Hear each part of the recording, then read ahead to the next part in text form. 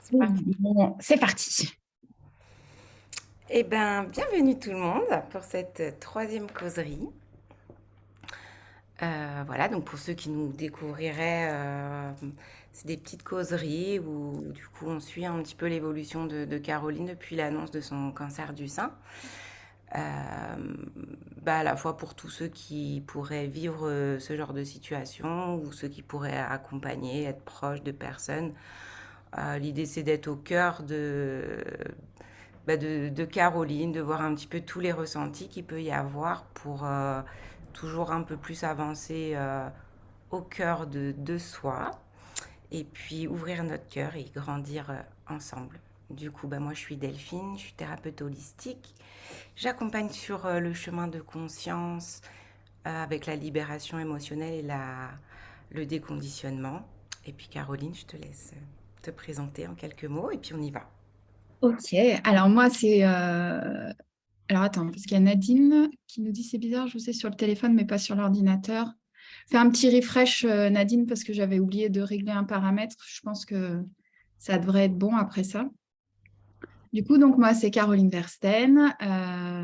Moi j'aime me présenter comme une exploratrice et conteuse du soi.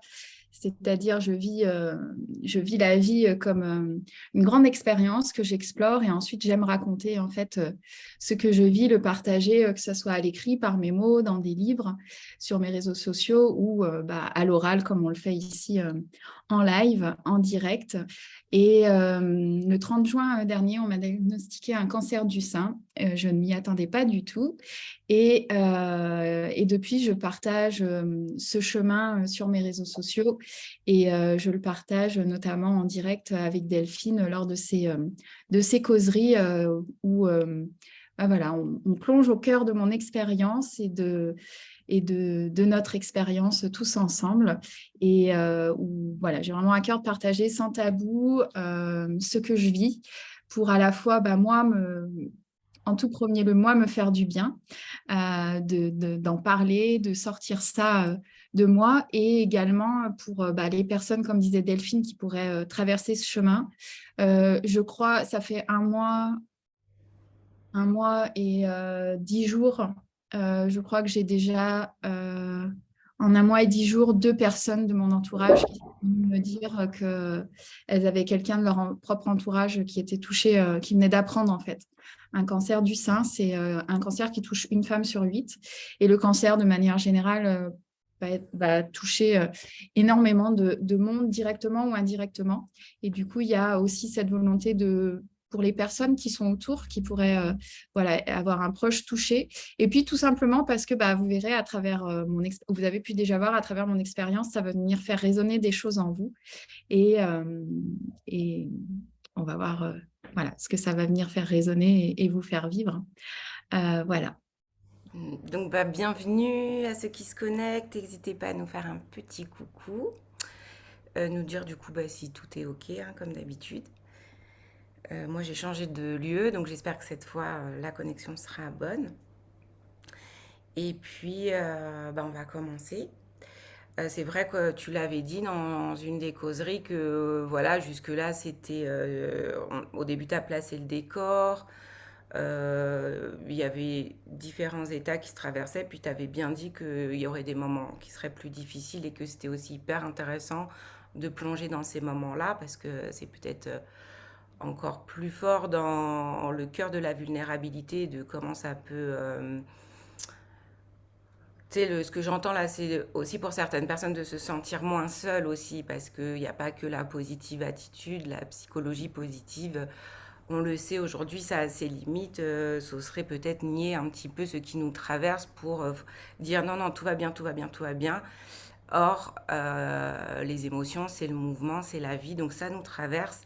Et bien évidemment, dans ce genre de traversée, il va y avoir ce mouvement-là. Du coup, la question, comme d'habitude, c'est comment tu te sens, Caroline, et voilà, qu'est-ce que tu as envie de nous partager aujourd'hui? Oui. Alors là, aujourd'hui, à l'instant, je suis un peu sonnée. à cet instant-là, je regarde 15h13, un peu sonné. Ça vient du fait que je me suis réveillée d'une sieste que j'ai faite suite à une injection que j'ai eue par une infirmière cet après-midi qui m'a, je pense, un peu shootée. Mais sinon, je me sens bien aujourd'hui. Donc, je dis vraiment aujourd'hui, et je dirais même, en fait, à chaque fois qu'on me demande comment vas-tu, c'est vraiment une réponse instantanée. Parce que, bah, comme tu dis, il y a plein de choses qui se passent à plein de niveaux, en fait, et notamment au niveau physique, émotionnel, psychologique, peut-être même d'autres niveaux voilà, que je ne connais pas encore ou j'ai peut-être pas encore les mots pour dire. Mais je peux dire que physiquement, ça va. Fatiguée parce que j'émerge de ma sieste. Mais par exemple, par rapport à la semaine dernière, ça n'a rien à voir. Ou même par rapport à hier, c'est vraiment un instant après l'autre.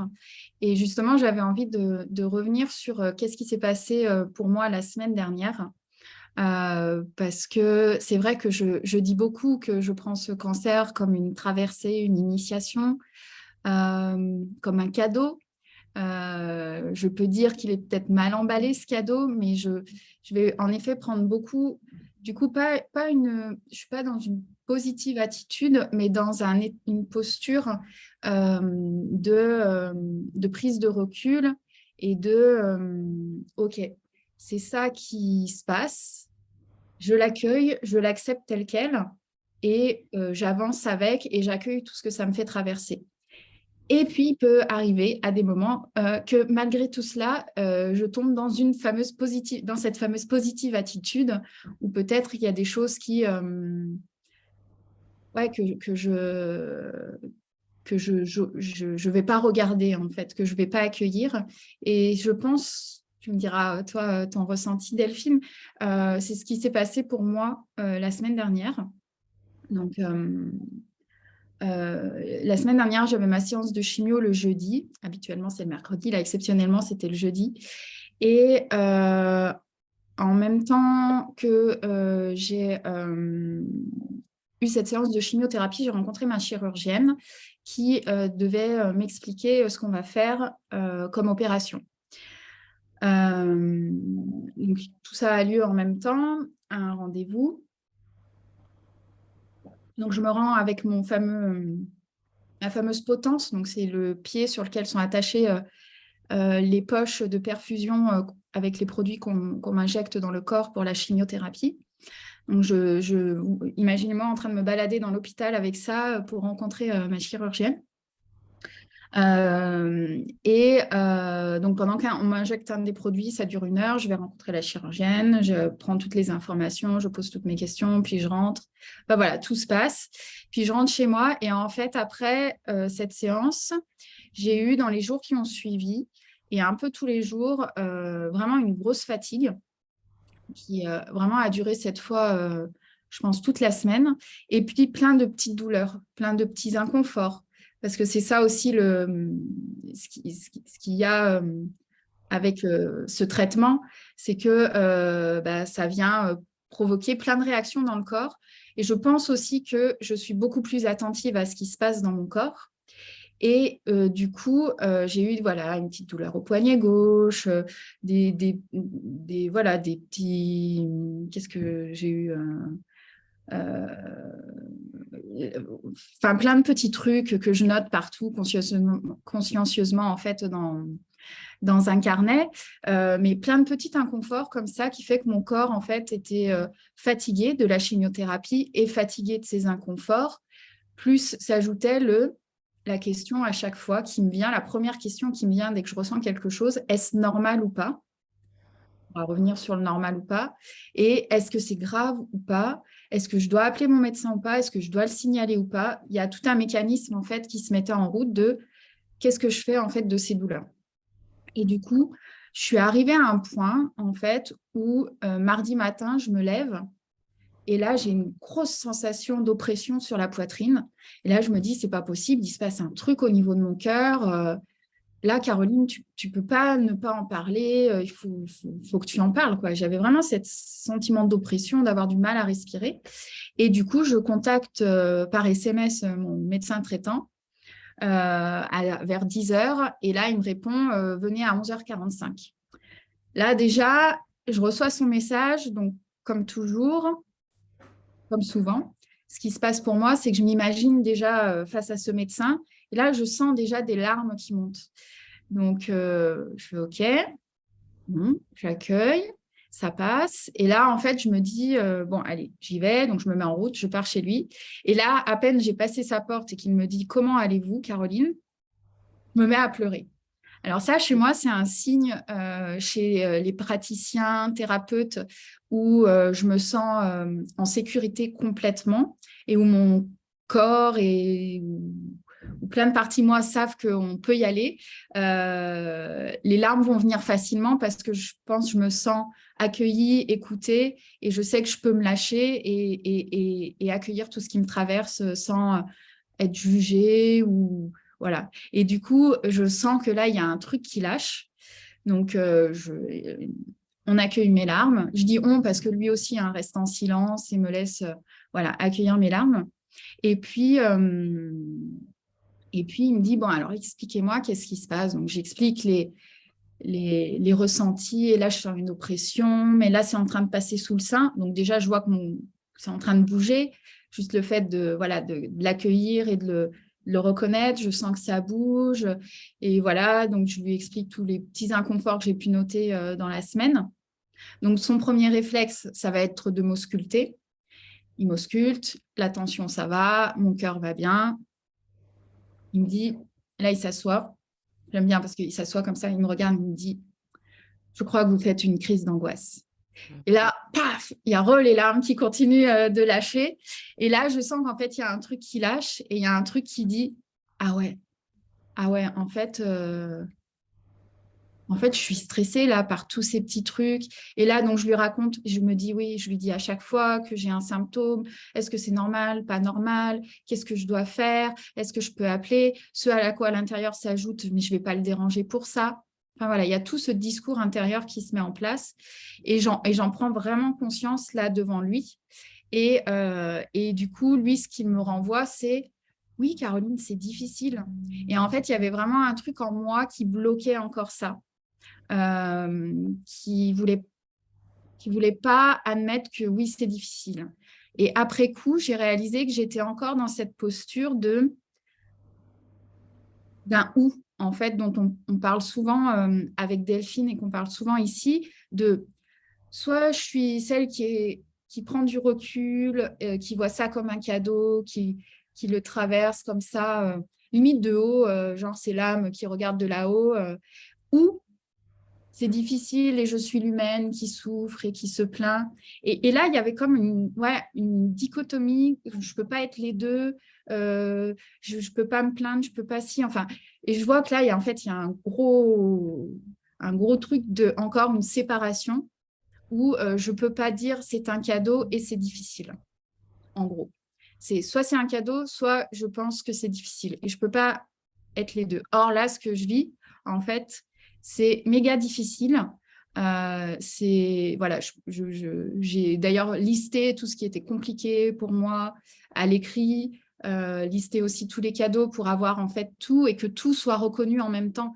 Et que d'ailleurs, une même chose à la fois est un cadeau, une chose qui est difficile est aussi un cadeau. Et en fait, là, il y a encore une fois un bug au niveau de mon mental. Enfin, je dis mon mental, mais c'est peut-être une autre partie de moi, mais il y a encore un bug de mais comment c'est possible tout ça, en fait? Donc voilà, et ça m'a fait vraiment, encore une fois, mis le doigt sur cet endroit où je veux encore trier, séparer les choses au lieu de tout simplement accueillir tout ce qui peut me traverser.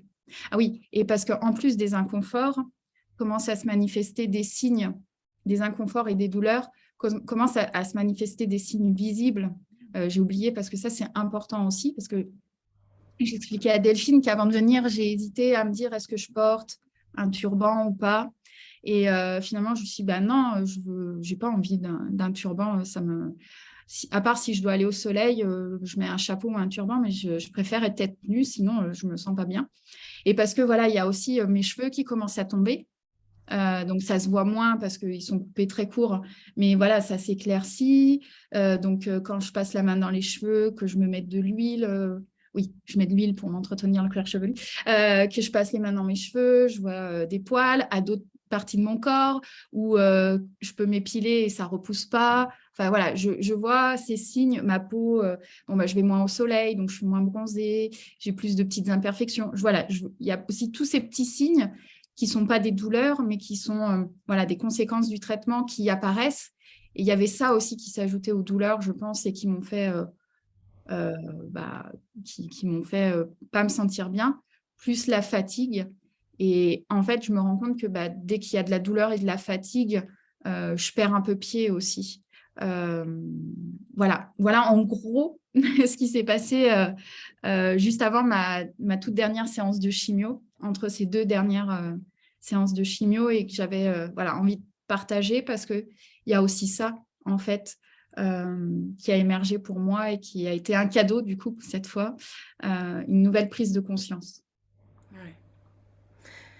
Alors du coup, là, si juste je peux revenir sur un petit truc, c'est, tu sais, quand tu dis je voudrais encore séparer, peut-être remettre les choses comme euh, on a une mécanique du moi, comme si Ouais. on avait le petit moi qui serait le petit humain, le personnage, on l'appelle comme on veut, puis il y a le plus grand qui est cette confiance qu'on ressent. Puis effectivement, l'idée, c'est pas de basculer dans un camp ni dans un autre, mais que les deux fusionnent et que finalement, tout ça, ça n'a aucun rapport avec la volonté de vouloir, mais c'est une mécanique inconsciente qui se met en place et qui, grâce au corps, quand à un moment donné, les émotions, les douleurs vont être tellement là, qui vont permettre de mettre en lumière ce mécanisme du moi. D'accord. Et juste de spécifier ça, ça peut peut-être, tu vois, aussi lâcher de la culpabilité de j'y arrive pas, je fais pas ce qu'il faut, tu vois, pour que être à la bonne place. Parce que tout ça, en fait, c'est toujours pas contrôlable. Ne Oui. contrôle toujours pas la vie. Oui, c'est vrai. Oui, merci de. Attendez, je me réinstalle complètement. Oui, merci de le préciser parce que c'est vrai que je tombe facilement dans la culpabilité de je n'ai pas fait ce qu'il fallait, je n'ai pas été. Voilà, c'est un des syndromes que moi j'appelle le syndrome de la bonne élève. Voilà, j'ai pas fait comme il fallait. Ouais, merci. Ouais. Et du coup, comment tu te sens là quand tu vois les changements de ton corps qu'est-ce qui se vit dedans Euh, alors, il y a une part qui rigole parce que pour certains endroits de mon corps, le fait qu'il y ait plus de poils, je trouve ça sympa. Fini l'épilateur. Il y a des... ça me fait rire. Pour les cheveux, en fait, en fait, c'est surtout les cheveux. En fait, à la fois, je me rends compte sans m'en rendre compte parce que, enfin, vous voyez, comme toujours, je me regarde peu. En fait, je vais me regarder quand le matin je me prépare ou si je passe, je sais pas, à chaque fois que je passe dans ma salle de bain, devant le lavabo, voilà, là, je vais me voir dans la glace et le matin quand je me prépare. Mais sinon, il y a vraiment ce truc que je ne me regarde jamais. Ou là, parce que je suis en live, c'est pour ça que quand je me suis dit, tiens, je suis en live, je regarde. Bon, voilà, mais sinon, en fait, pour de vrai, je me vois quasiment jamais.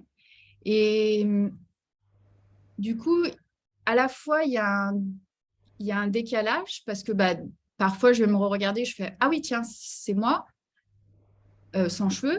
Et en même temps, il y a vraiment le truc de plus en plus, c'est que, et puis, il y a tellement de retours sur les gens qui me disent, mais ça te va tellement bien. Je me dis, mais en fait, sans cheveux, je suis carrément mieux qu'avant. Euh, mais du coup, moi, c'est ouais, il y a tout ça qui cohabite. En fait, ça n'a pas d'importance. C'est plus parce que c'est une image finalement. Et ouais, pour le moment, c'est en fait vraiment, je vois mon regard et mon sourire et vraiment mon regard quand je me regarde dans un miroir. En fait, c'est ça que je vois et ça, je vois qu'il est toujours là et que c'est le même. et que c'est lui, en fait, ça me fait prendre conscience que c'est lui qui exprime qui je suis, quoi. Et pas mes cheveux, et pas mon vernis, et pas mes boucles d'oreilles. Mais je vais prendre plaisir, par contre, à ajouter comme ça des accessoires pour avoir quand même une image, voilà, où je me trouve encore plus jolie, on va dire. Mais ouais, il y a tout ça, en fait. Il y a tout ça. Ok. Ce qui est intéressant aussi dans ce que tu dis, c'est, tu sais, on parle souvent de posture. Donc il y a la tienne, puis il y a aussi celle de l'autre, et comment aussi dans certains espaces, puisque l'autre est dans sa posture professionnelle, tu vas pouvoir toi vraiment lâcher sans avoir peur de faire de la peine à l'autre parce que tu vas te mettre à pleurer ou de devoir le préserver. Tu sais, on avait parlé beaucoup de ça avec les Ouais. proches. Et du coup, c'est intéressant. Puis ça peut dire aussi aux personnes qui seraient dans cette situation de, hésitez pas aussi, aller voir votre médecin, aller voir des accompagnants, vraiment un espace qui est offert rien que pour vous, dans lequel vous allez vraiment pouvoir laisser les émotions se libérer, circuler.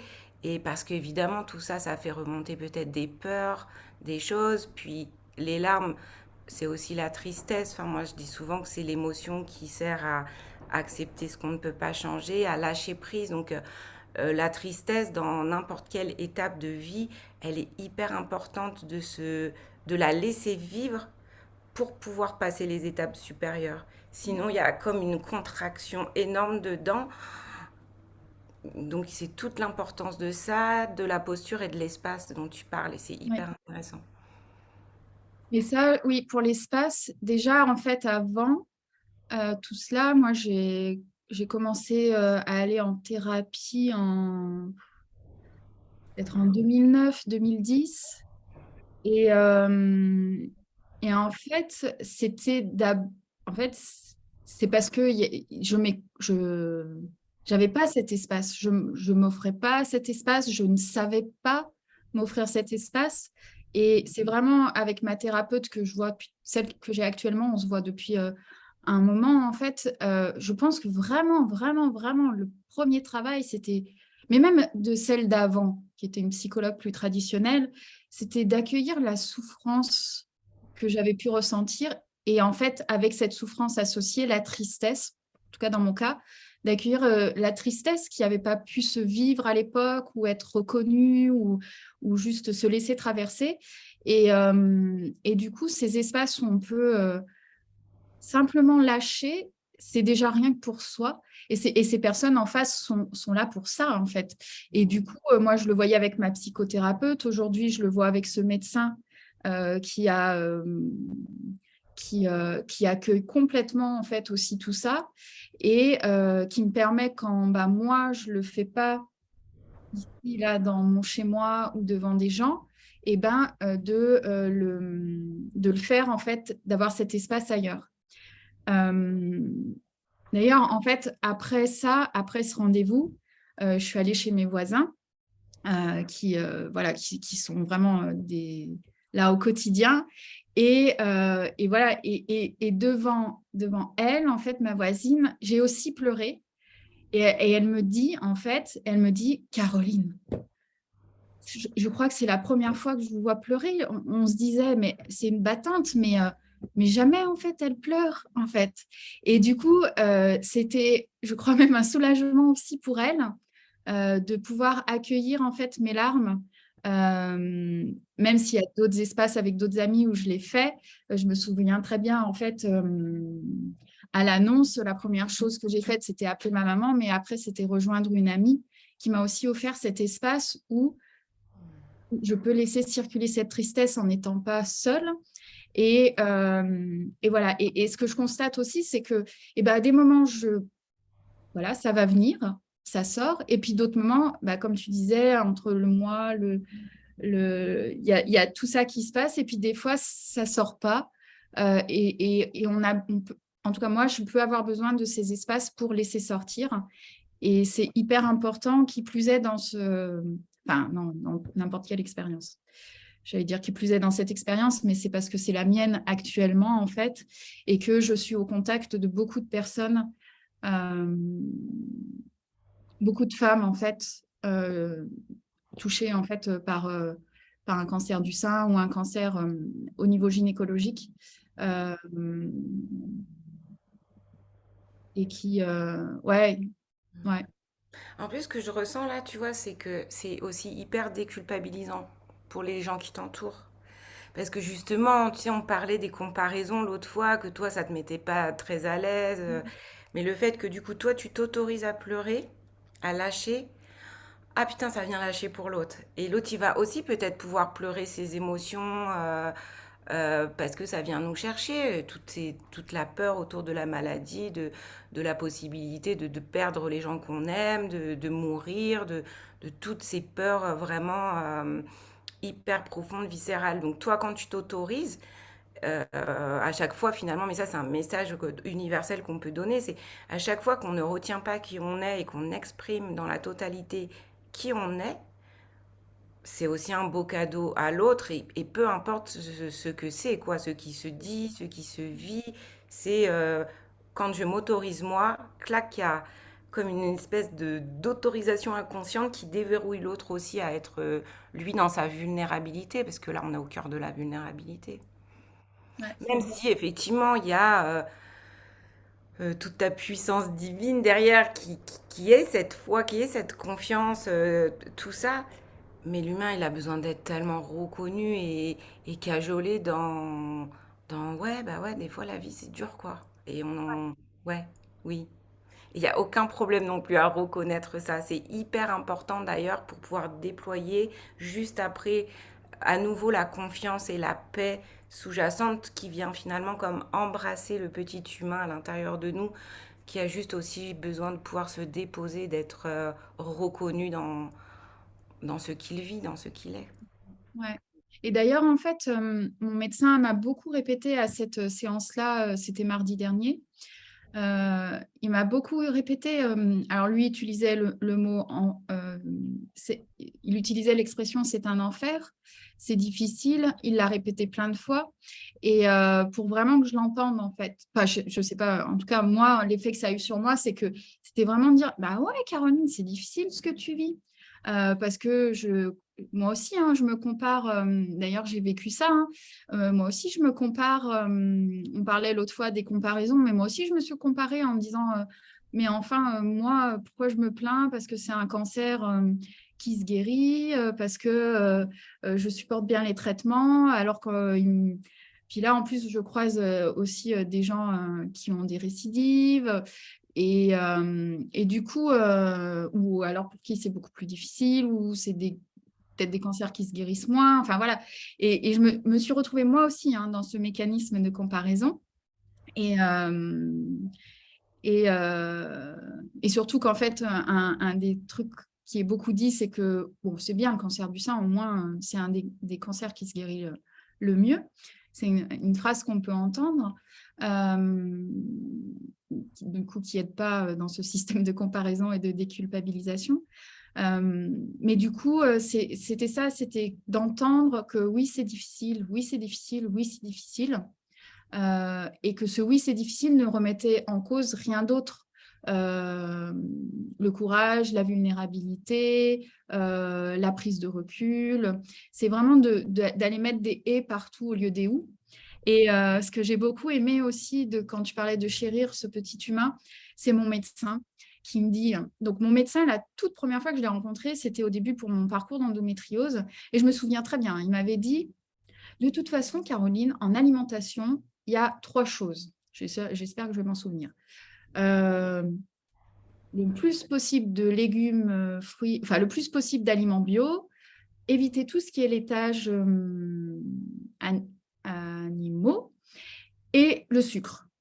Il m'avait dit ça.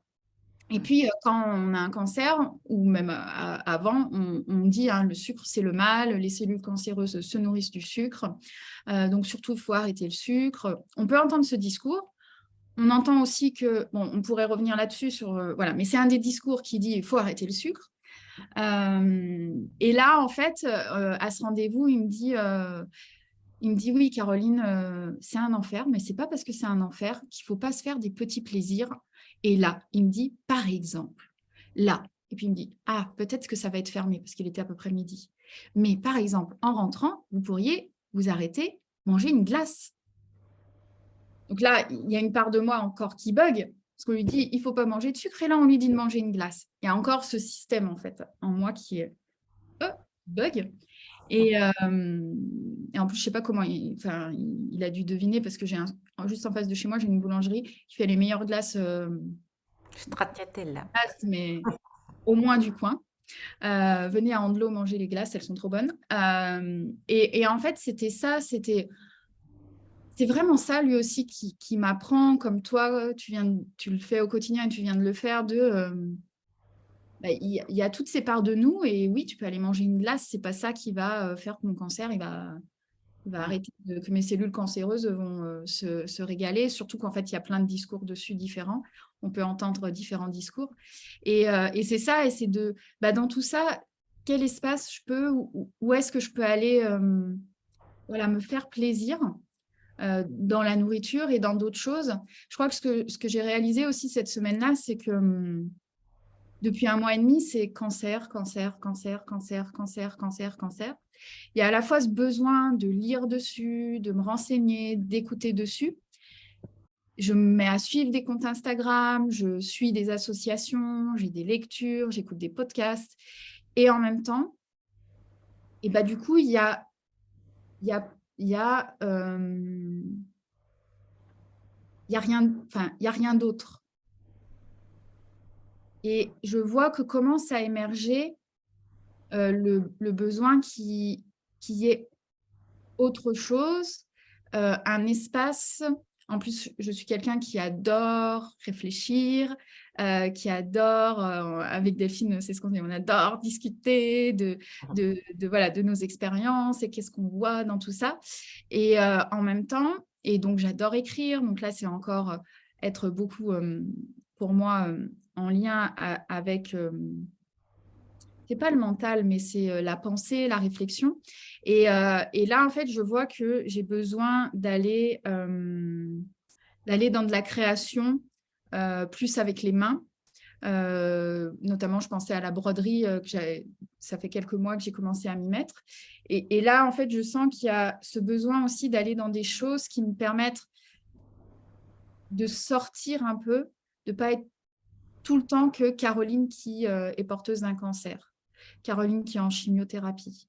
Voilà, il y a aussi cet équilibre à aller trouver qui va se mettre doucement en place.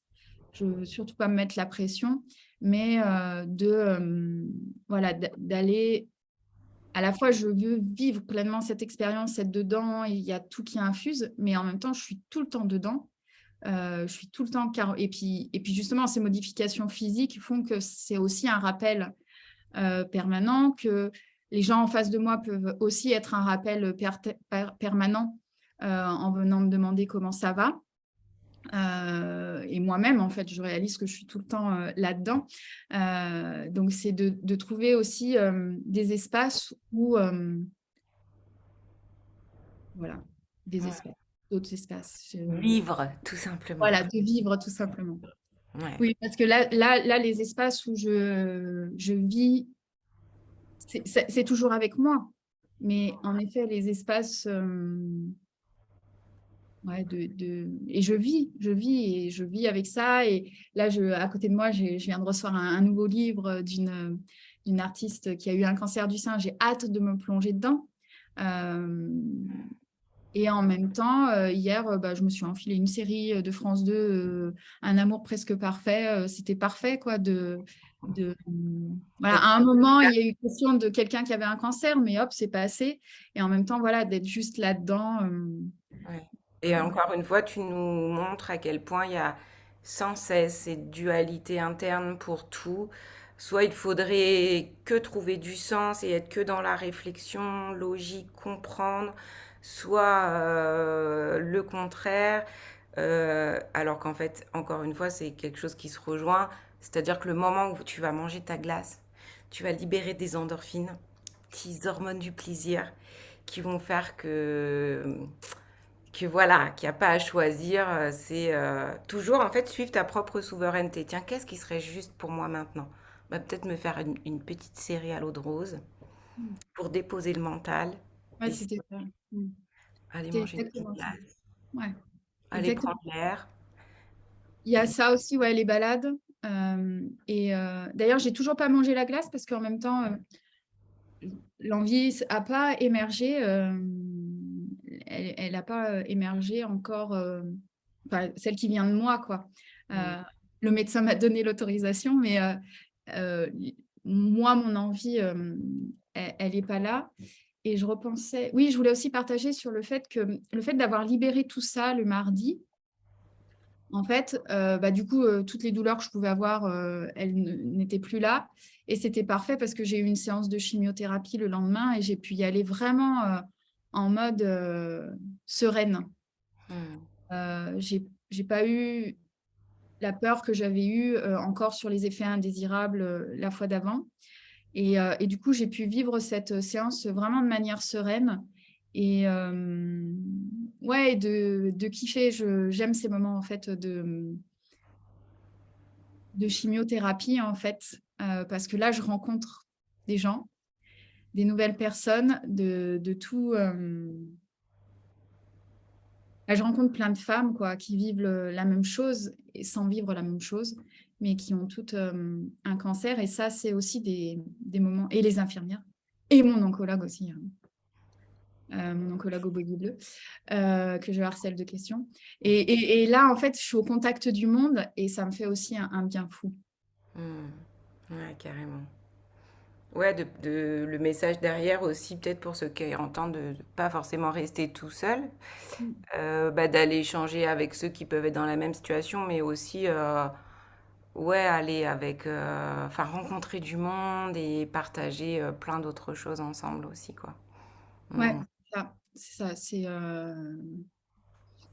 Et accueillir que des fois, que parfois aussi, on a juste envie d'être seul. Tranquille. Et Le et. parfois, voilà, c'est ça. C'est que parfois, on veut juste être seul. Parfois, on a besoin. Et là, moi, je me réjouis vraiment de plus en plus. J'ai pas hâte, mais la prochaine séance de chimio, j'ai hâte parce que, juste pour vous raconter, j'y vais en ce qu'on appelle VSL, donc c'est des taxis spécialisés. Donc c'est rencontrer un chauffeur de taxi, une chauffeuse de taxi, un nouveau, une nouvelle, ou quelqu'un qu'on connaît déjà, donc le retrouver. C'est avoir des la semaine dernière, pour la première fois, j'ai une voisine qui habite à 2 maisons de chez moi, qui se fait traiter pour un cancer du sein au même endroit que moi. Donc, du coup, c'est découvrir de nouvelles personnes avec leur parcours, leur, euh, leur, et leur façon de le partager. C'est ensuite arrivé là-bas à Lycans en salle d'attente. Donc, on était avec cette dame encore, on a discuté. Donc, c'était intéressant. Heureusement que j'avais évacué la crise d'angoisse parce que il y a des gens qui ont des sacrés parcours. Et ça aussi, on m'avait dit de se mettre dans une bulle parce que parfois, certaines personnes ont juste besoin de déverser. Là, la personne était plus à partager ce qu'elle vivait, mais pas en mode plainte. Et moi, je me sentais bien, donc c'était intéressant à vivre. Et en salle d'attente, il y avait une dame qui venait pour la première fois, qui avait des questions. Donc moi, j'ai encore tellement de pensées pour ces gens qui vivent ça seuls, ou tout simplement comme cette dame qui savait pas, qui voulait juste savoir, mais comment ça se passe? Est-ce que je vais être seule, pas seule? Est-ce que je vais avoir accès à mon sac pour lire? Des questions vraiment simples, mais qui sans réponse ajoutent un stress à déjà ce qu'on va vivre. En moi, ça bouillonne de me dire, ah là là, en fait, je vais passer mon temps en salle d'attente pour rassurer, pas pour rassurer, mais pour répondre aux questions des personnes. Je me dis déjà, ah là là, mais il faudrait faire ci, il faudrait faire ça. Enfin, il y a un truc qui bouillonne parce qu'en même temps, c'est ce que je dis, c'est que je suis tout le temps dedans et des fois, j'aimerais en sortir, mais en même temps, je sens qu'il y a plein de choses pour moi qui m'appellent à œuvrer autour de ça et d'accompagner les gens, en fait. Sur ce chemin, à informer, transmettre, faire voilà, de la pédagogie aussi avec les médecins. Voilà, et ensuite, on va dans notre chambre. Donc, je suis en chambre par 4. Donc là, il y a la rencontre avec les infirmières. Là, j'ai dit à l'infirmière qui me piquait, mais je vous admire tellement avec tout ce que vous devez traverser. Donc, voilà, il y a la rencontre avec les copines de chambre. Donc, bah voilà, chacune avec son parcours. Et là, j'ai une grosse pensée pour celle qui est arrivée, qui nous dit on vient de m'annoncer que je suis en rémission complète. Et c'est tellement beau, en fait, d'assister à ça, en fait, à cette femme qui a l'émotion, mais qui la lâche pas, parce qu'en même temps, voilà, toutes ces femmes, c'est des combattantes. Moi, toutes ces femmes sont courageuses, quoi. Je parle de femmes parce que je ne sais plus si je l'ai déjà exprimé ou pas, mais les jours où moi je vais pour ma chimiothérapie, ce sont que les personnes traitées pour un cancer du sein. Et c'est 99% de femmes, donc je ne croise que des femmes. Et du coup, je vois toutes ces femmes courageuses qui, voilà, à leur manière, traversent cette expérience. Et voilà, et c'est des moments comme ça où il y a celles qui ne vont pas bien, et puis il y a celles qui sont en récidive, oui, celles en récidive, et celles en rémission complète, celles en rémission partielle, celles qui vont vous dire, vous dire garder le moral, ou ce qui a été important pour elles, voilà, dans un souci de transmission. Et, c'est et puis après, il y a le taxi du retour, où là aussi, il peut y avoir, je suis un peu plus sonnée, mais il peut y avoir des belles rencontres. Et ça, c'est des moments qui m'animent aussi dans ces rencontres, en fait, et ces moments de partage, en fait. Ouais. Et du coup, bah, j'étais bien pour cette nouvelle séance de chimiothérapie qui a eu quelques petites conséquences, parce que j'ai eu des grosses allergies et des plaques rouges, mais où, bah, voilà, comme j'avais transformé la fois d'avant, et bah, j'ai accueilli, j'ai pas hésité à contacter mon médecin et à traverser ça plus rapidement. Et aujourd'hui, je me sens bien mieux que la semaine dernière, alors que j'ai fait une grosse allergie hier. Et demain sera un autre jour, et une journée à la fois. Ok. Ben écoute, ça va déjà faire 1 heure, Caroline. On est encore hors format court. Il y a juste Ben Soleil qui nous avait rejoint, qui dit que oui, accueillir la tristesse et la laisser vivre. Et voilà, moi je te propose qu'on termine. De toute façon, il y a tes écrits qui viennent compléter ces moments de partage. C'est vrai qu'on ne peut pas tout évoquer à chaque fois, mais voilà, on va continuer de te suivre. Bah oui, n'hésitez pas à me suivre dans mes stories aussi, je vous emmène avec moi à Licence, je vous fais découvrir mes tenues. Ouais, N'hésitez pas, et aussi n'hésitez pas si vous avez des questions, ouais. que ce soit parce que vous traversez ça, parce que vous êtes au contact de quelqu'un qui traverse ça, et que voilà, vous avez peut-être des interrogations, n'hésitez pas. Et puis même si il y a, ou c'est une pure curiosité d'humaine, n'hésitez pas à poser les questions en commentaire ou à me contacter. Je répondrai avec plaisir. Et Même pareil, si vous avez... des thèmes que vous voulez qu'on Voilà, aborde. exactement, j'allais dire ça. S'il y a des thèmes que vous souhaitez qu'on aborde, n'hésitez pas à nous les proposer. Comment on finit par ma petite question? J'embête tout le temps les gens avec ça, je sais. Comment Non, tu te ne vous sens? embêtez Comment tu te sens là tout de suite maintenant, après pas. avoir partagé tout ça avec nous? Heureuse. Ok. Ça m'a mis un petit coup de baume au cœur. Mm. Toi, comment te sens-tu? Ouais, en gratitude. J'adore ces petits moments-là. Au cœur. Du cœur, du cœur. Il y a Anne-Sophie qui nous remercie. Merci d'avoir été là. Merci beaucoup. Ben, on vous fait des gros bisous, puis à la prochaine. N'hésite pas, Anne-Sophie, à nous laisser ton petit mot aussi. Je sais pas qu'est-ce qu'il y a d'autre. Voilà, sur comment tu te sens là. Anne-Sophie, on attend. Ouais, c'est... S'il y a une question à se poser, je crois, dans la vie, c'est bien celle-là, à plusieurs moments, pour juste, du coup, Faire un petit check. Voilà, juste un petit check et pas vouloir modifier ce qui est, juste accueillir la réponse qui se présente. Voilà. Ah, il y a Nadine aussi qui était encore là. Ah, Nadine. Anne Soleil a dit: «Je me sens bien avec vous». Merci Anne-Soleil. Mm. Notre rayon de soleil. Voilà, et gros bisous. Puis n'hésitez pas, ceux qui regardent le hashtag replay, comme ça permet de voir avec qui ça connecte. Et, et voilà. Hein, on finit là-dessus. On finit là-dessus. Gros bisous tout le monde. À bientôt.